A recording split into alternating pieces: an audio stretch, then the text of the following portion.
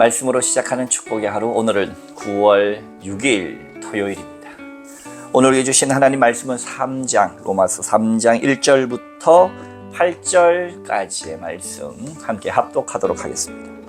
그런즉 유대인의 나음이 무엇이며 할례의 유익이 무엇이냐. 범사에 많으니 우선은 그들이 하나님의 말씀을 맡았음이니라. 어떤 자들이 믿지 아니하였으면 어찌하리요. 그 믿지 아니함이 하나님의 미쁘심을 패하겠느냐. 그럴 수 없느니라. 사람은 다 거짓되되 오직 하나님은 참되시다 할지니라. 기록된 바 주께서 주의 말씀에 의롭다함을 얻으시고 판단받으실 때에 이기려 하심이라 함과 같으니라.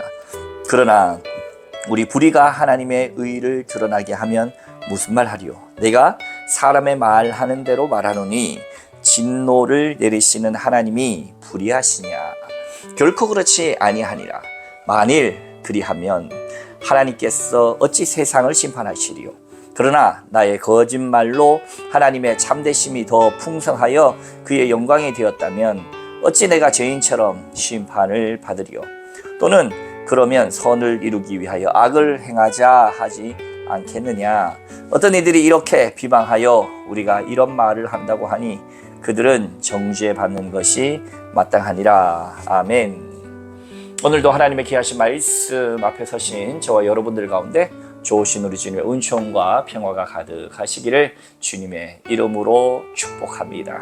사도 바울 선생님은 우리가 로마서뿐만 아니라 많은 서신서에서 볼 때 로마서는 먼저는 유대인이요 그 다음은 헬라인에게다. 이 유대인과 헬라인의 문제, 이방인의 문제를 왜 이렇게 많이 다루었는가.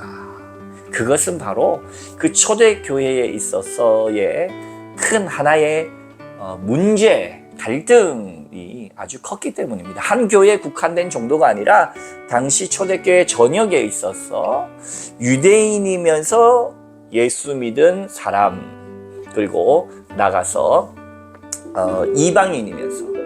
이방인이면서 예수를 믿은 사람, 그렇게 초대교회는 항상 이 두 부류의 사람들이 갈등했었습니다. 로마교회도 마찬가지입니다. 유대교 그리스도인과 비유대교 그리스도인들 사이에 늘상 갈등이 많았어요. 그래서 바울 사도는 굉장히 그것을 해결하고자 애를 많이 썼다. 여러분, 우리가 사도 바울 하면 가장 먼저 떠오르는 것이 어떤 게 있습니까? 바로 이방인의 사도다. 그렇죠? 지금은 이방인과 유대인 사이의 문제를 계속 다루고 있는데 사도 바울 하면 가장 먼저 떠오르는 것이 이방인의 사도다. 그러면서 바울의 태생을 보면 바울의 태생은 어디입니까? 유대인 중에 유대인이에요. 이 사이에서 바울이 이 모든 것을 하는데, 그래서 이방인의 사도라고 하는 별칭 때문에 바울이 이방인들에게만 신경 쓴 것 같지만 자신의 태생이 유대인이기 때문에 유대인에 대한 애정도 아주 남달랐습니다. 그렇다고 해서 유대인들의 어떤 선민의식, 특권의식을 인정한 것은 아니에요. 그러나 이 핏줄이 땡기는 이 유대인에 대해서도 그런 많은 관심을 가졌기 때문에 오늘 계속해서 2장을 넘어 3장까지 해도 왜 이 성경책에는 유대인들의 이야기, 헬라인들의 이야기가 뭐 이렇게 많이 나오나 할 수 있지만 당시 초대교회에는 이런 어떤 문제들이 많이 있었다. 그리고 이들 사이엔 갈등이 많이 있었다. 따라서 목회자로서 바울은 이런 문제들에서 최선을 다해서 해결하고 싶었기 때문에 유대인의 이야기, 헬라인의 이야기, 먼저는 유대인에게요, 나중은 헬라인에게라. 유대인들에게 특권의식이 있는 것이 아니라 표면적 유대인이 중요한 것이 아니라 이면적 마음의 할례를 받아야 된다. 이런 이야기를 통해서 유대인과 헬라인들 사이에, 이방인들 사이에 화합을 굉장히 애썼다라고 할 수가 있겠습니다. 그러면서 오늘 3장 말씀 가운데 이야기하는 것은 무엇입니까? 우리 3장 5절 말씀.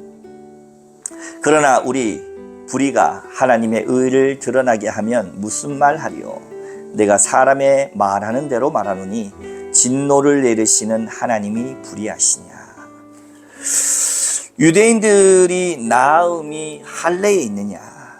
그들은 말씀을 맡은 것에 있다. 이렇게 이야기하면서 그럼에도 불구하고 하나님께서는 말씀을 맡은 것이든 아니면 하나님의 말씀을 믿지 않는 이방인이든 그 어떤 인간이든 지금 결론적으로 계속 얘기하고 있는 건 뭡니까?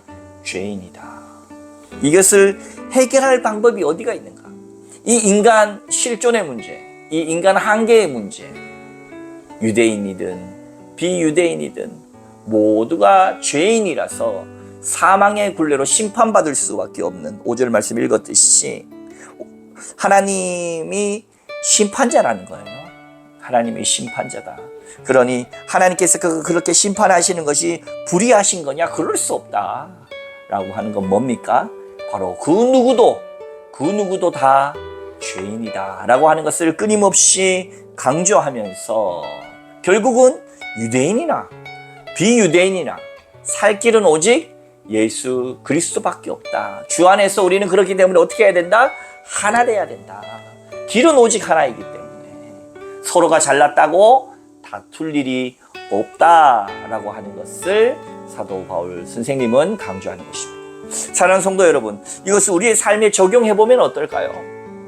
우리가 교회 안에서 배운 자나 배우지 못한 자나, 교회 안에서 사회적으로 지위가 높은 사람이나 낮은 사람이나, 또 교회 안에서 남자나 여자나, 또 교회 안에서 나이가 많거나 적거나 그것으로 나누었어 누가 더 우월하고 열등하다 할 수 없고 우리는 다 죄인이다. 하나님 앞에서는 우리 모두가 다 평등한 아주 죄인 중에 죄인이다라는 거예요. 결국 우리의 소망은 뭡니까? 예수님 한 분밖에 없고 그 예수로 말미암아 오로지 은혜를 통하여 믿음으로 말미암아 구원받게 된 존재로서 우리가 내가 유대인이냐 비유대인이냐, 내가 사회적으로 권력이 많냐 적냐, 이런 것으로 교회에서 잘난 체 할 수 없다. 어떤 선민의식을 가질 수 없다. 하나님 안에서는 다 죄인이고 그리고 다 믿음으로 구원받은 자들이다. 따라서 주 안에 우리는 하나요, 주 안에 우리는 한 가족이요, 그것을 통하여 우리의 오직 소망은 예수 그리스도다라고 하는 것을 밝히고자 하는 것입니다. 사랑하는 성도 여러분, 우리의 교회가 이런 교회 되기를 소망합니다. 누군가가 특권 의식을 가지지 아니하고 우리 모두가 다 죄인인데 오직 예수로 말미암아 구원받고 새로운 삶을 살아내게 된 그러한 존재됨을 알고 서로가 서로를 용납하고 서로의 다름이 인정되어지고 존중되어짐을 통하여서 내가 많이 배웠다고 남을 무시하지 않고 내가 많이 가졌다고 남에게 의수되지 아니하고 겸손하게, 왜 다 죄인이니까요, 그러하게 겸손하게 주님 안에서 하나 되어 귀하게 섬겨가는 아름다운 공동체, 우리 난산교회가 되기를, 또 모든 한국의 교회들이 되기를 주님의 이름으로 축원합니다. 함께 기도하겠습니다. 거룩하신 하나님 아버지, 심판자 되신 하나님 앞에서 그 누구도 살아남을 자가 없습니다. 그러나 주의 은혜로 유대인이나 헬라인이나 정말 그 남자나 여자나 많이 가진 자나 적게 가진 자나 할 것 없이 모두가 다 사망 가운데 있을 수밖에 없었는데 은혜로 말미암아 구원받았으니 하나님 안에서 우리가 서로 화목하고 주님 안에서 아름다운 질서를 만들어가는 모든 하나님의 백성 되게 하여 주옵소서. 감사드리며 예수님 이름으로 간절히 기도하옵나이다. 아멘.